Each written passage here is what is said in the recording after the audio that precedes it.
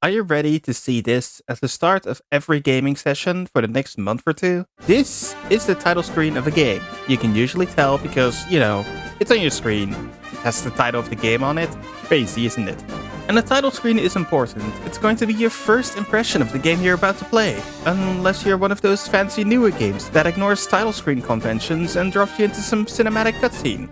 With every new Zelda game, there's a new title screen, and Zelda title screens have always been fun for me. Not just because they tend to have something really catchy to them, but they're often really good at setting the tone for the game you're about to play. So in this video, I'm going to be ranking every single title screen in the Zelda series going by release order, then showing you the final ranking at the end. Grab yourself a drink because this video is surprisingly long.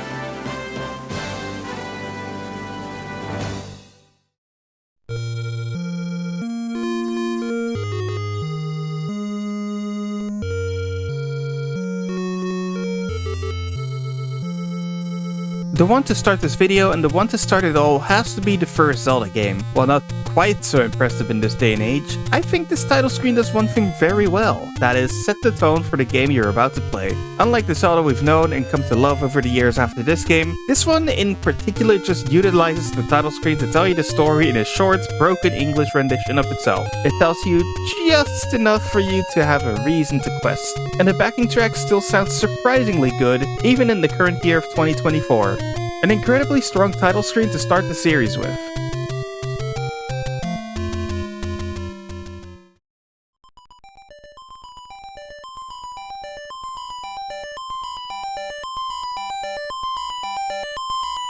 While Zelda 2 would largely fail to one-up its younger brother, I can say for sure that the title screen design surely has a handle on that task for the most part. The game now starts with a cinematic shot of Link's sword in the ground, a journey completed, with the text scrolling up to read the title of the game. The text then scrolls further up to reveal the story of the game, one of earlier triumph but more evils lurking in the shadows.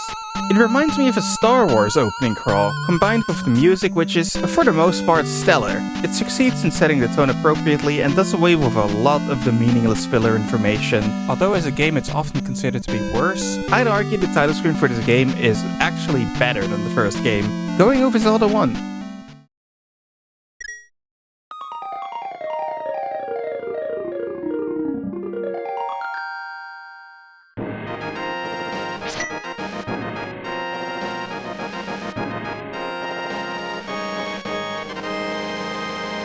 Do I even need to say more? It's like this title screen is trying to say, hey, sorry about Zelda 2, we're back now. It's an amazing feeling of progression after Zelda 1 and 2, but also one that stands on its own perfectly. On top of that, this game adds even more narrative to the game, both throughout the game itself and in its opening sequence. In the case of this game though, it's hard to consider this part of the title screen since it plays out more like something you would see after starting a file. Nevertheless, it is still a part of the title screen and must therefore be included. And while I do think it's super cool that the narrative is explained in the way a legend would be explained, making it a true Legend of Zelda, I can't help but feel it's overly long and overambitious compared to the previous outings. The music doesn't really help. While it starts off really strong, by the start of the second minute or so, it starts to get really grating. Putting this under Zelda 2, but definitely over Zelda 1.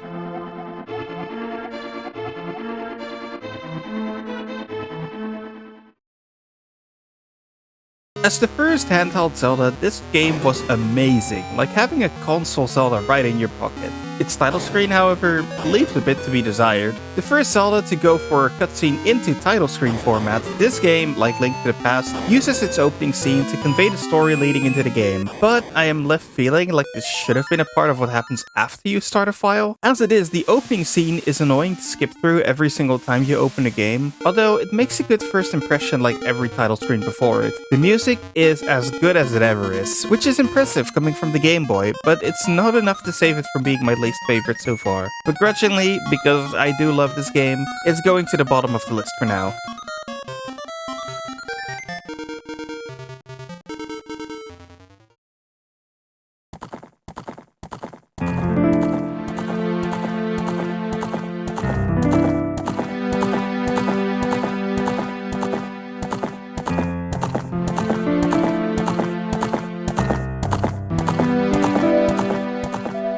No words to tell a story. A beautiful rendition of the song originally played on the flute in Zelda 1, now fleshed out into a longer, beautifully composed song. Everything in this title screen works together to set the tone. It makes me want to be absorbed into the world this game is going to portray. It makes me excited to play time and time again. And the best part is that it's delightfully non-intrusive. You will never get flashbanged after seeing that Nintendo 64 logo, and it's all just very, very melancholy. So sit back, relax, enjoy the game. Leaving the game running brings you into one of 3 snippets of your future travels, as the prologue has finally been moved to starting a file. For some, this is the quintessential Zelda title screen, and it's remarkably easy to see why.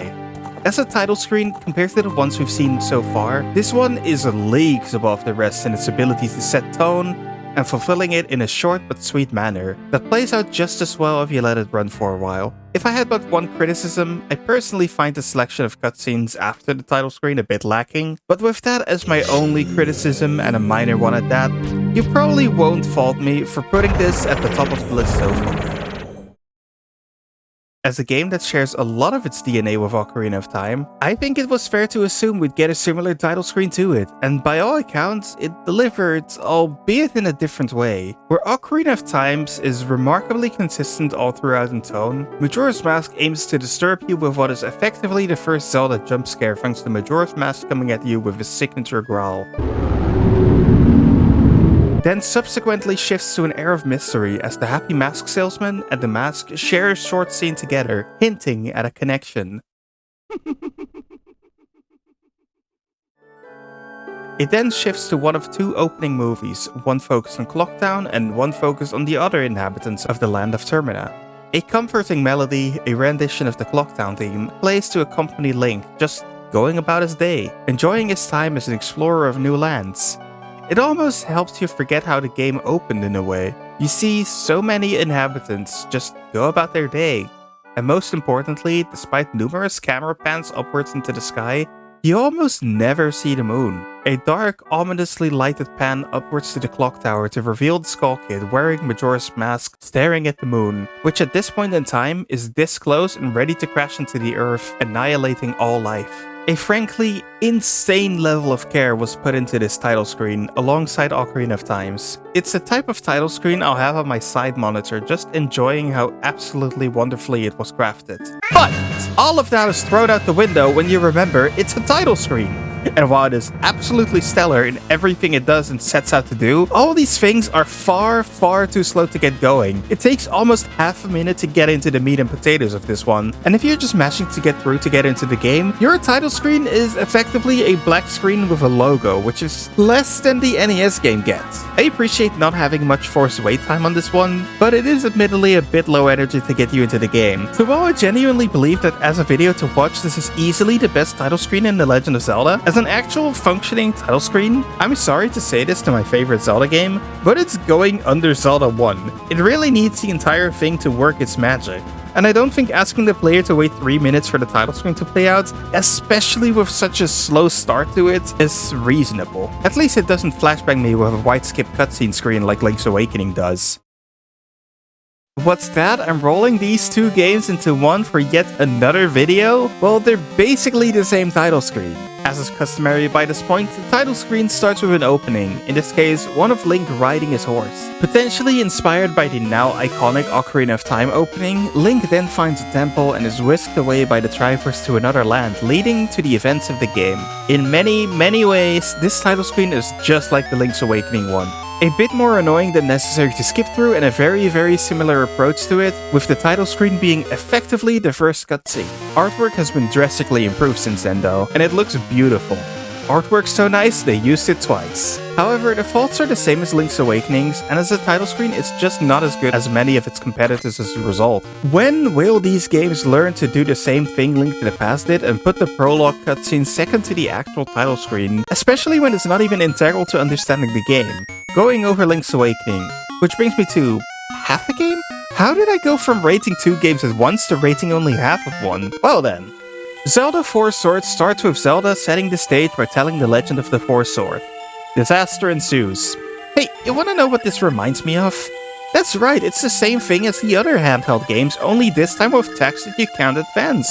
It is woefully slow and once again puts the prologue first, although this one time it's slightly more forgivable since it's a very story-light game, which does put me in the same headspace as Zelda 1. I'd argue Zelda 1 did it better though. However, the title screen music is absolutely perfect for a game like this. It's bombastic almost to a fault, incredibly high energy that gets you properly pumped for the shenanigans about to unfold. Of course, many GBA owners only ever saw this title screen for the game and nothing else, since they had nobody to play with. And I do think it brings about a good amount of intrigue as to what this game could be, disproportionately so. But yet again, having to skip through an opening scene is an extra annoyance, especially for a game as light of story as this one. Putting it under the Oracle games. Yes, I'm only putting it over Link's Awakening because the title theme is just that good.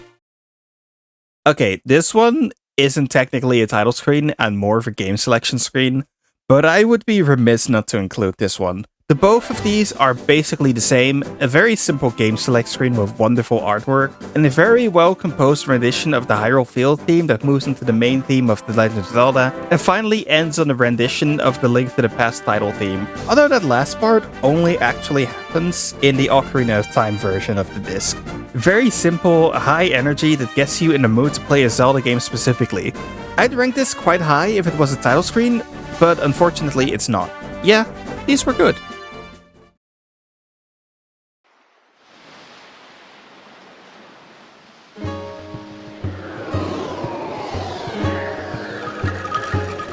Similar in strength to Ocarina of Time, it has no hesitation in setting the tone of the game in the best way it knows how. This game is about traveling from island to island, so the main song is played with that distinct mandolin sound we all love. The song then switches over to two renditions of in-game songs, the Earth God's lyric and the Wind God's aria, which perfectly sets you up for an aha moment when you're playing. Overall, it wastes no time to let you into the game, and that opening shot of the sun is the perfect counterpart to Ocarina of Time's Dark Hill. One game sets you up for an adventure of epic proportions, the other for a fun adventure on the open ocean. In this case, both are great contenders on the skip through it ASAP front, which means we can really only pit these together in terms of how they play out. And so, while I love the aesthetic of Wind Waker, and Link facing the ocean, almost longing for adventure, is a good touch, ultimately the visuals are just that of Outside Island and the ocean, which is really only the stage for the start of the game and a revisit down the line. Going under Ocarina of Time, if only because it feels like the visuals don't know what to do with themselves if you let it play out for more than 10 seconds.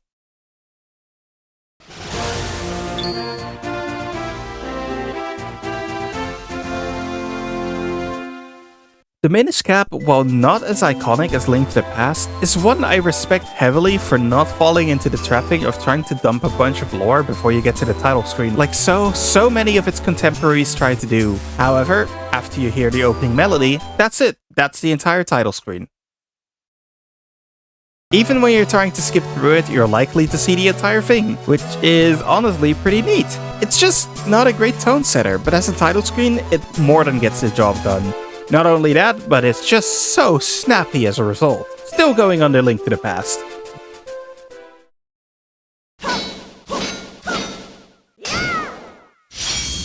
This always gives me a jump scare. This title screen is short and sweet. The gameplay demo that plays after it is kinda bad. Basically same formula as Link to the Past, except the lore was replaced with a gameplay demo. Kind of fitting that it's so similar, considering how this game is mostly made with a Link to the Past world assets to begin with. Going under Minish Cap. At this point, you're not surprised, are you?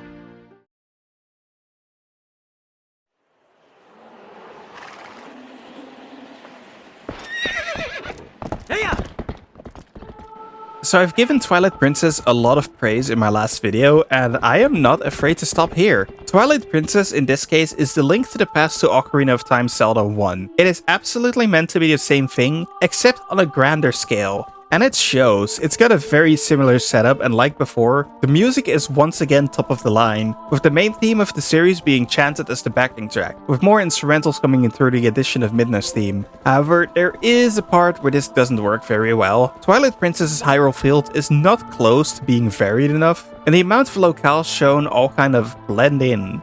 What's more, there is almost no passage of time on the title screen like there was in Ocarinas, something that helped set the tone dramatically well. With that said, I think Twilight Princess's title screen works well for what the game is, and what the game is undoubtedly best at, setting the tone. It's just a bit uninteresting to look at. One thing I can greatly appreciate is the establishing shot being perfect for the title screen. Just mashing through will simply show this, which is just a great screen to start out on, going straight over Link to the Past.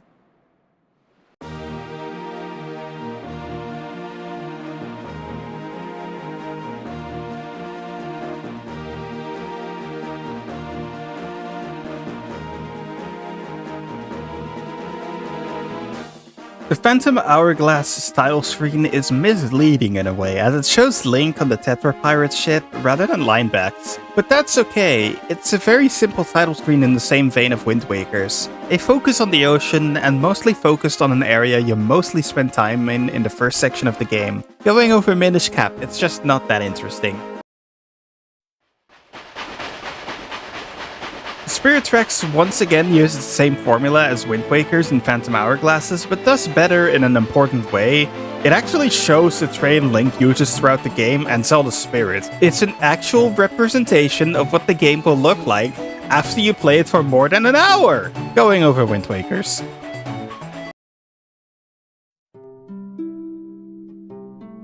Logo in the sky transitions into Skyloft when you press start, or since it's a Wii, I guess A+B. This is where, to me, home console Zeldas start going into a decline when it comes to the title screen. There's just nothing going on here, no music, nothing. It's lame. I am admittedly being a little unfair here. It does have the intro sequence to the game tacked onto it, but by now I think you know how I feel about intro sequences tacked on. Plus, just like where I fault Majora's Mask despite it being one of my favorite title screens in all of Zelda, I cannot feasibly rate it any higher than what I already would for that, because it takes about half a minute of nothing to get you started. Even Majora's Mask had the mask and the Happy Mask salesman to get you something going. But this is just the sky! Absolutely bottom of the list so far, but don't worry, I don't think it will stay there. This one perfectly updates the title screen of Link to the Past, complete with a new legend to be told in the second part. But unlike the previous one, the legend being told is not integral to set up the events of the game, and has less repetitive music. The panning shots are pretty great for using the title screen, so all in all, great title screen going over Twilight Princess. Bop-in soundtrack, boring title screen, struggling to place this over or under Minish Cap since the soundtrack is longer but there's less animation. I think I'll place it under since the book aesthetic really doesn't come into play other than telling the story. A quick trip back into the old age with, once again, Link's Awakening. While I retain the same criticisms as before, the screen doesn't flashbang me as hard and I can't help but feel giddy about this one. So let's say I'm putting this one over Link's Awakening. Wait, hold on a second. These games opt to not show the title screens at first boot, and honestly, that was the right move, because these are boring as sin. The artwork is nice, an argument can be made that the silence of the title screens work for the games they're in. I don't care. These are boring, unimaginative, and have just nothing going on. I have nothing else I can say about these. These are just scrolling JPEGs. Bottom of the list. I can do this myself, and I suck! And that's every game. As you could probably tell, I love title screens, in part because I leave them on after playing way too often. But there's also just a magic to slowing down in your excitement to play a new game and just letting it play it out. Soak in the vibes that the title screen and its animations are trying to give you. Without further ado, the final ranking is Breath of the Wild and Tears of the Kingdom, Skyward Sword, Link's Awakening, Link's Awakening HD, Four Swords for GBA, Oracle of Ages and Oracle of Seasons, Zelda 2 The Adventure of Link, Triforce Heroes, Four Swords Adventures, Minish Cap, Phantom Hourglass, Link to the Past, Twilight Princess, Link Between Worlds, Majora's Mask, The Legend of Zelda, The Wind Waker, Spirit Tracks, Ocarina of Time. The Nintendo 64 era is absolutely where title screens peaked. Gripes of Majora's Mask aside, those two title screens were just so insanely good at gripping the player through the combination of the music and visuals, while being varied enough to not overstay their welcomes. Majora's Mask mainly suffers from the first 24 seconds being, well, 24 seconds, but it's great from there. After these games though, it becomes a slow decline in title screen quality. Admittedly, that's fine. Title screens were often used more so to set the tone of the game quickly, or even just played on screens in game stores, or they happen to work well for demo units. Most of these things just aren't a factor anymore though. Games include so many more cutscenes now. You can just look your game up online if you want to figure things out. Game stores don't necessarily feature demo units anymore, as demos aren't made much anymore. I mean, the last Zelda demo I saw myself was the Majora's Mask 3D one, although I do know that the Breath of the Wild ones exist. But yeah, thank you for joining me on this weird topic, and wait, hold on, don't scroll down yet. Okay, what is it then? Link's crossbow training, you say? Alright, I'll do you one better. One fast, unranked round of every single Zelda spin-off. Sounds good? Right then, here we go. Tingle's Rosy Rupee Land contains a Tingle jump scare, simple title screen that, now that I'm acquainted with it, will probably keep me up at night. I'll admit that I don't really know much about this game's title screen, and then I went to look it up, and it turns out neither does all of YouTube. So here it is in all its glory.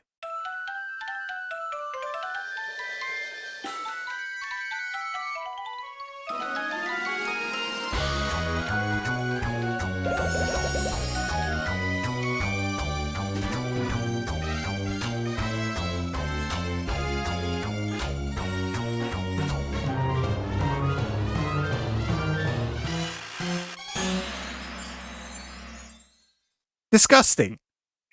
A Japanese Club Nintendo exclusive. Thanks to the power of importing games, don't sue me Nintendo. I actually played this one a lot back in the day. Very simple title screen, but I like the OST. Logo on white background?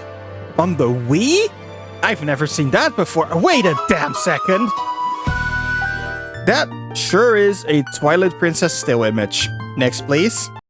A battlefield is picked to accompany the game's logo and the admittedly amazing rendition of the main Zelda theme. Among the simplest of title screens, but this absolutely works. This title screen perfectly encapsulates what a title screen should feel like for Breath of the Wild. One of the core aspects, the world, is placed front and center using the tower as a centerpiece, while the main menu and logo are basically using the same formula as Breath and Tears. Weirdly catchy songs for atrocious games with pretty bad title screens.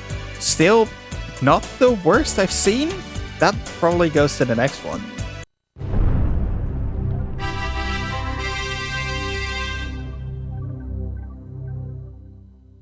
The often forgotten third game when it comes to 3 CDI games. I actually have never seen this game's title screen, and it contains copious amounts of awkward live action that is as awful as it is outdated. And if you can't tell, it's really... I guess I'm allergic to it. It's really outdated.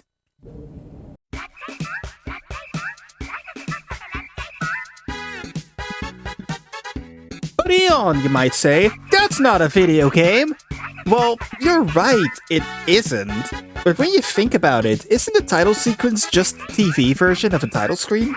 I gotta admit, I really like this one. It's like a little speedrun of the lore you need to be caught up on to understand the show, filled with action and confidence in itself. Not to mention the soundtrack for this entire show, by the way, is really good. Everyone will remember it for the Excuse Me Princess part of it, but I genuinely do really like this show, faults and all. I just don't recommend watching it 3 times over to make a comprehensive video about it that you can watch right here. Alright, now I'm leaving for real, okay? See you next time.